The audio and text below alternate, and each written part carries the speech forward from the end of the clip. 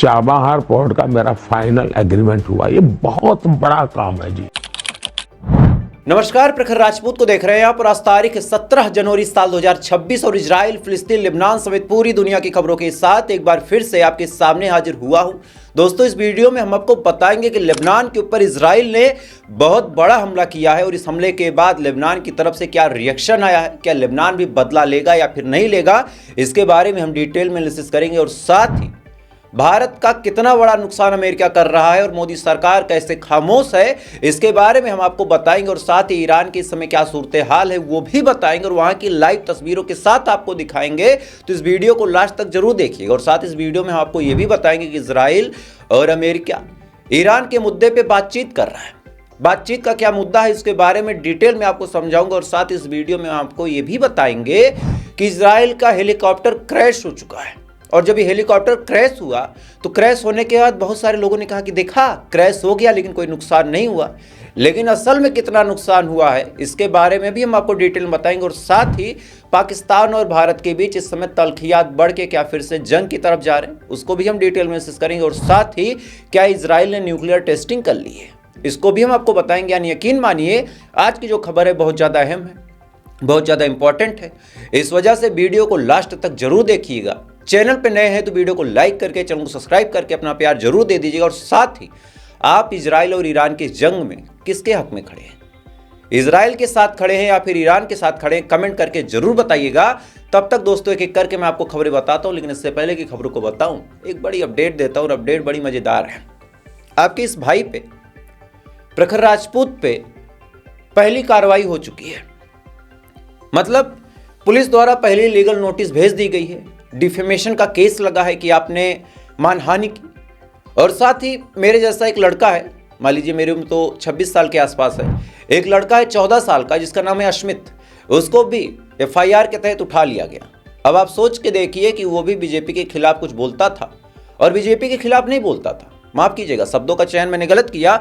वो लड़का सरकार से उन सवालों को पूछता था जो सवाल पूछने की हिम्मत गोदी मीडिया नहीं करती थी। इसके बाद इस लड़के को उठा लिया गया, मुझे भी नोटिस भेजा गया है। बहरहाल जैसा होगा देखा जाएगा। ये डरने वाले लोगों का काम नहीं है पत्रकारिता करना। मुझे लगा कि अगर अचानक से मैं गायब हो जाऊं तो कम से कम आप लोगों के पास एक अपडेट रहे कि आपका भाई प्रखर राजपूत पहली बार जाएगा, किसी मामले में फेस करेगा। हालांकि जब मैं क्राइम का चैनल बनाता था तो ऐसी चीज़ें होती रहती थी, लेकिन इस वाली फील्ड में पहली बार ऐसा हुआ है कि हाँ लीगल नोटिस आया है। खैर जैसा होगा, आप लोग की दुआ रहेगी तो सारी चीज़ें बहुत बढ़िया से चलेंगी। तब तक एक एक करके दोस्तों मैं आपको खबरें बताता हूं। और सबसे पहली, सबसे बड़ी और सबसे अहम खबर आपको बताऊंगा ईरान की। ईरान में लगातार गोदी मीडिया आपको प्रोपेगेंडा भरी खबरें दिखा रही है। इतने लोग मर गए, ये हो गया, वो हो गया। लेकिन आज ईरान की कुछ छात्राओं ने जो कि भारत की हैं और ईरान में रह रही हैं, उन्होंने एक मैसेज भेजा है। हालांकि एक मैसेज मैंने आपको पहले भी दिखाया था एक लड़की का, लेकिन इस बार कई सारी लड़कियों ने मैसेज भेजा है। और क्या कुछ कहा है उसका वीडियो देखें आप। Assalamualaikum everyone. We the students of Gulistan University of Medical Science. We are in Iran. We are safe here. The university is fulfilling all our demands. So please, the parents, do not panic. We will contact you as soon as our internet facilities will be restored. So for some time, please have patience. Allah Hafiz.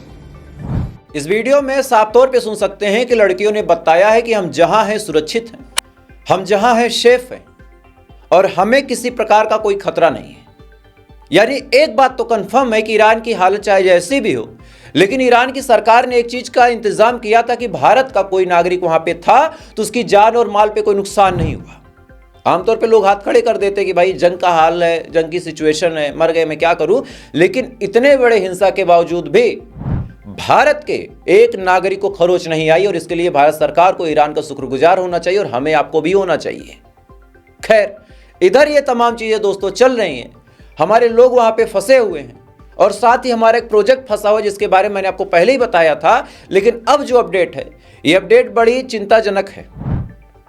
दरअसल Iran के साथ भारत ने Chabahar port बनाने का कार्यक्रम शुरू किया था और ये हमारा पूरे मिडिल ईस्ट का एक ऐसा कॉरिडोर था जिसके साथ हम पूरे मिडिल ईस्ट समेत पूरे यूरोप में आराम से व्यापार करते, हमारा रास्ता बड़ा छोटा हो जाता। और इसके बारे में मोदी साहब ने क्या कुछ कहा था उस टाइम, मई साल 2018 में आज तक वालों ने इनका इंटरव्यू लिया था और इस इंटरव्यू के दौरान मोदी साहब ने अपने चाबहार पोर्ट के तारीफों की कैसी पुल बांधी थी, एक बार थोड़ा सा अंसाफ सुन लें।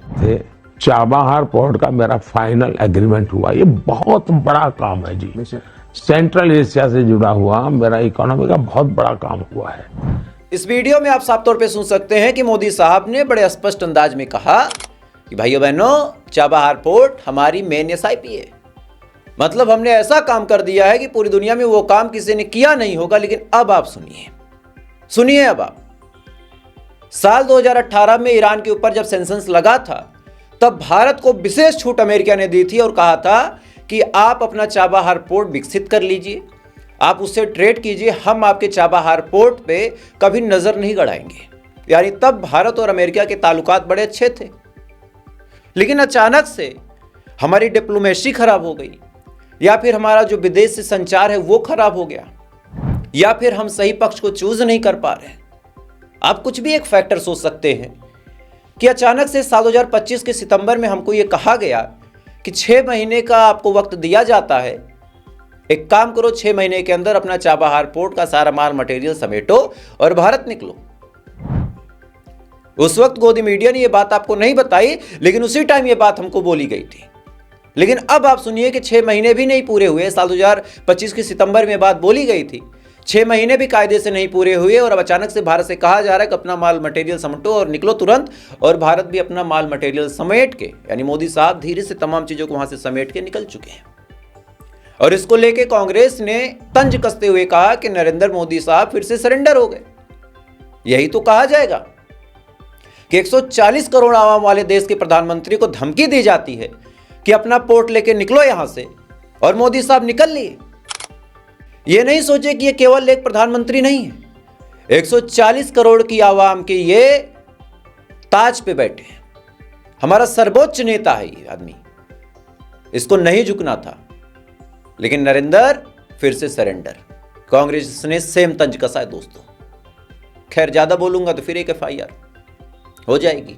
खैर, जैसा होगा देखा जाएगा। लेकिन यह भारत के लिए बहुत बड़ी नुकसान की बात है और भारत को इस नुकसान से ओवरकम करने में काफी वक्त लग जाएगा।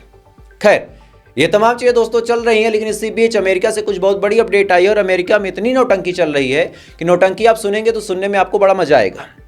दरअसल वेनेजुएला की एक महिला थी जिनका नाम था मारिया को नोबेल पीस प्राइज मिला था और इस बात से ट्रम्प भाई साहब काफी खिसिया गए थे। और अब फाइनली जब वेनेजुएला पे अमेरिका ने कब्जा कर लिया है तो मारिया इनके पास आती हैं, ट्रम्प के पास, और कहती हैं कि नोबेल पीस प्राइज यार तुम रख लो। अब ट्रम्प इतना गिरा इंसान, मतलब इतना गिरा इंसान, बेइज्जत बेगैरत इंसान, कि भाई साहब ले भी लिया। मतलब आप सोचिए, आप क्रिकेट मैच खेलें, टूर्नामेंट खेलने जाएं, आप हार जाएं और जीतने वाला आपसे कहे कि भैया ये ट्रॉफी आप रख लो, और आप हार चुके हैं, पहले राउंड में हार चुके, उसके बाद भी ट्रॉफी लेके आप जश्न मनाइए हम जीत गए। बेशर्मी की सीमा अगर आपको देखनी हो तो आप ट्रंप को देख सकते हैं। बहरहाल, इसी बीच एक और अपडेट आई है कि बेंजामिन नेतन्याहू ने ट्रंप को फोन किया और फोन करके ईरान के बारे में बातचीत की। अब ये बातचीत क्यों की, इसके पीछे की वजह आप जानिए। दरअसल बिटकॉफ ने ट्रंप के प्रशासन को सलाह दी। बिटकॉफ कौन है आप जानते होंगे, अमेरिकन इनवॉय बिटकॉफ। इन्होंने सलाह दी और कहा कि देखिए, लड़ाई झगड़े में कुछ नहीं रखा है और कायदे से डिप्लोमेटिक तरीके से आप बातचीत करें और ईरान के साथ अपने ताल्लुकात बेहतर करें। अब ये बात जब इन्होंने बोली और ये बात न्यूज़ में पब्लिश हुई तो खबर तैरते तैरते नेतन्याहू के पास भी पहुंची। अब नेतन्याहू बड़े परेशान कि यार प्लान तो सारा फेल हो गया, हम सोचे थे हमला होगा, जंग होगी, हो तो रहा नहीं है, तो फिर हमारा कल्याण कैसे होगा। तब इन्होंने ट्रंप को फोन किया और पूछा कि पापा क्या किया जाए।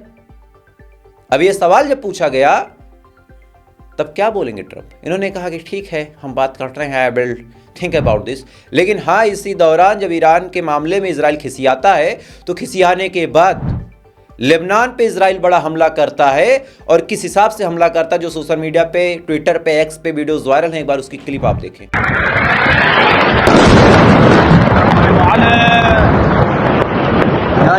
هذه غارة وهي الثانية، هي أول غارة وهي غارة. الله أكبر، شو هي؟ عم يطرش الشظاير. इस वीडियो में आप साफ तौर पे देख सकते हैं कि किस हिसाब से लेबनान पे हमला करके किस हिसाब से लेबनान को दहलाने की कोशिश की गई। लेकिन इसी दौरान एक और वीडियो निकल के सामने आया है जिसमें दिखाया गया कि इजराइल का एक हेलीकॉप्टर क्रैश हो चुका है। पहले आप वीडियो देखें, फिर इसके बारे में मैं आपको बताता हूं।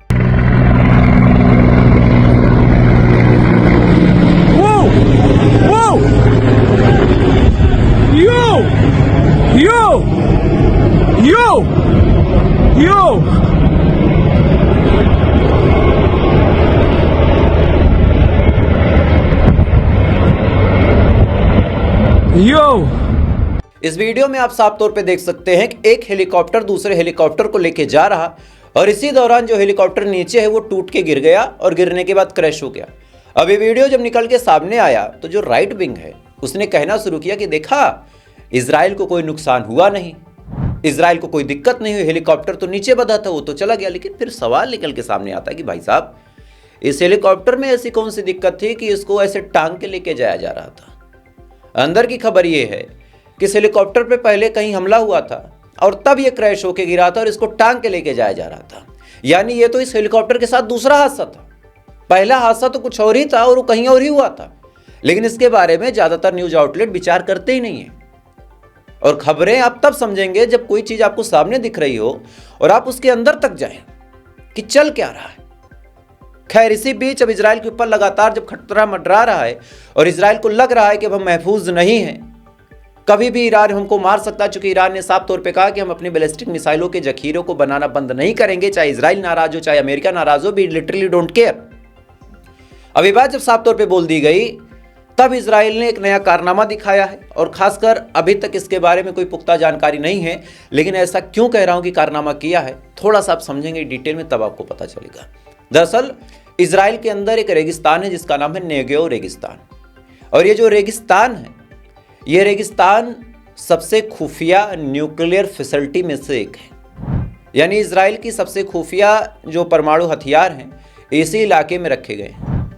अचानक से 2 दिन पहले की बात है, हालांकि ये खबर मैं आपको नहीं बताता चूंकि जब खबरें सत्यापित नहीं होती, खबरें कंफर्म ना हो तो बताने का, प्रोपोगेंडा करने का मेरा उद्देश्य नहीं होता दोस्तों।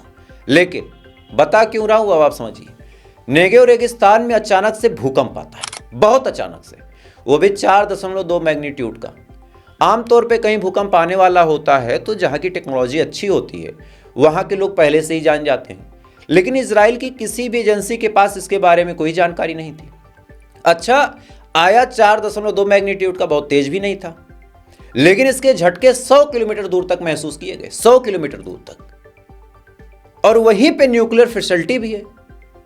तो अंदर से खबर निकल के सामने आई है कि इजराइल ने एक बार फिर से न्यूक्लियर टेस्ट किया है और इजराइल फिर से अपने न्यूक्लियर बम की संख्या में इजाफा कर रहा है। और ये मिडिल ईस्ट में जितने देश हैं, कायदे से देखा जाए तो सबके लिए बुरी खबर है, भले इस खबर को कोई सीरियसली ले या फिर ना ले। ये बहुत बुरी खबर है अगर इजराइल ने न्यूक्लियर टेस्ट किया है तो, क्योंकि अगर इजराइल एक बार फिर से परमाणु हथियार के जखीरे को बढ़ाने में कामयाब हो रहा है तो फिर इसका रिजल्ट ईरान को भी भुगतना पड़ेगा। लेबनान दहलाया ही जा रहा, और चाहे तुर्की हो चाहे सऊदी हो, सबको अपना मुस्तकबिल फिर दिख जाना चाहिए। खैर, इसी बीच चाइना ने ईरान की तरफ से बड़ा हमला किया है और इस हमले में जो कुछ चाइना ने किया है, इजराइल अमेरिका को ना मुंह खोलते बन रहा ना मुंह बंद करते बन रहा। दरअसल चाइना ने जब देखा कि ये लोग बड़ी मोनोपोली क्रिएट कर रहे हैं, और चाइना तो टेक्नोलॉजी में वैसे ही अमेरिका और यहूदियों का बाप है, तो चाइना ने साफ तौर पे अमेरिकन और इजरायली कंपनियों को बाहर का रास्ता दिखा दिया। मतलब साइबर की फील्ड में, वो चाहे आईटी सेक्टर हो, चाहे टेक्निकलिटी हो, चाहे कुछ और हो, इन तमाम फील्ड में कहीं से कहीं तक अब इजराइल और अमेरिका की कंपनी चाइना के आसपास एंट्री नहीं पाएंगी। यानी चाइना क्या कर रहा है ये कभी जान नहीं पाएंगी, चाइना का क्या प्रोग्राम है वो कभी समझ नहीं पाएंगे, और चाइना कुछ भी करे किसी के पास कोई जानकारी नहीं आएगी। और इसका मतलब बड़ा साफ है कि चाइना ने साइबर के फील्ड में अपनी दीवारों को सील करके अमेरिकन कंपनीज और इजरायली कंपनीज को अरबों खरबों डॉलर का नुकसान दे दिया है। और हम सभी जानते हैं कि अगर आपको अमेरिका के चंगुल से निकलना है, इजराइल के चंगुल से निकलना है, तो ये काम आपको करना पड़ेगा। आप सोचिए, ये वीडियो मैं डालूंगा, आप देखेंगे यूट्यूब पे। यूट्यूब किसका? यहूदियों का। कहाँ की कंपनी? अमेरिका की। फेसबुक पे देख रहे होंगे मैं भी आप मुझे, कहाँ का है, किसका है? यहूदियों का। तो आप उसके चक्कर से फ्री ही नहीं है, वीडियो पहुंचेगी नहीं सही सही आप तक, जहां सही बातें होंगी। अगर आप देख रहे हो खुश नसीब हैं, क्योंकि जब इनकी नजर में चढ़ेगा तो ये वीडियो हटा देते हैं। तो चाइना ने इस चीज को सील्ड कर दिया कि हमारे यहाँ के जो लोग हैं वो सही चीज पूरे देश में फैला पाए, और इससे इजराइल और अमेरिका को बड़ा नुकसान हुआ है दोस्तों। खैर, इधर ये तमाम चीजें चल रही हैं। इधर दो बड़ी अपडेट आपको भारत की देता हूं और दोनों अपडेट आपके लिए जाननी बिल्कुल जरूरी है। पहली अपडेट ये है कि पाकिस्तान लगातार तुर्की और सऊदी अरब के साथ अपनी डील को करता चला जा रहा। अब आप कहेंगे इसमें भारत का क्या? तो ये डील भारत के लिए ही है, जो कि ना कोई तुर्की पे हमला करने जा रहा, ना कोई सऊदी अरब पे हमला करने जा रहा। हमला भारत पाकिस्तान में एक दूसरे पे ही लोग करते हैं। तो ऐसे हाल में लगातार पाकिस्तान अपनी स्ट्रेंथ, अपनी ताकत में इजाफा करते हुए कभी चाइना से 40-40 फाइटर जेट मंगा रहा 5th जनरेशन की, जिसके बारे में मैंने आपको बताया। कभी वो सऊदी अरब के साथ डिफेंस डील कर रहा, कभी वो तुर्की के साथ कर रहा, और कभी वो अमेरिका का चाट रहा। बहरहाल अमेरिका का चाटने से उसको कुछ खास फायदा नहीं मिला, क्योंकि इन्होंने अपना शांति पुरस्कार भी दिया। तमाम बार आसिम मुनीर वहाँ पे पहुँचे भी अमेरिका में, लेकिन आसिम मुनीर कितने चाटने के बाद भी, इतना पकड़ के झूलने के बाद भी पाकिस्तानियों को वीज़ा नहीं मिलेगा, यानी अमेरिका में पाकिस्तानियों की एंट्री बैन हो गई। लेकिन डिफेंस के सेक्टर में बात करें तो तुर्की के साथ और सऊदी अरब के साथ काम करके ठीक ठाक प्रॉफिट गेन करेगा और ठीक ठाक हमारे खिलाफ अपनी स्ट्रेंथ को तैयार करेगा। और इसी चीज़ को मद्देनज़र रखते हुए दोस्तों, भारत के आर्मी चीफ उपेंद्र द्विवेदी ने साफ तौर पे कह दिया है कि किसी भी सूरत हाल में हमें अपनी आर्मी के अंदर ड्रेस्टिक चेंज करना होगा। यानी हमारी जो आर्मी है उसको हमको इस लेवल पे लेके जाना होगा कि आर्मी एडवांस लेवल पे काम करे, चूंकि जंग किसी भी वक्त मैसर हो सकती है। और अपने आप में देखा जाए तो ये मैसेज बड़ा साफ, बड़ा क्रिस्टल, बड़ा क्लियर है। खैर, अपने आप में एक बहुत अजीबोगरीब खबर है। तो फिलहाल अभी के लिए बस इतना ही। बाकी थोड़ी देर बाद आपसे फिर मुलाकात होगी ऐसी किसी खबर के साथ। तब तक आप अच्छे रहें, खुश रहें, अपना ख्याल रखें, अपने देश का ख्याल रखें। जय हिंद। ऊपर वाला आपकी हिफाजत करे।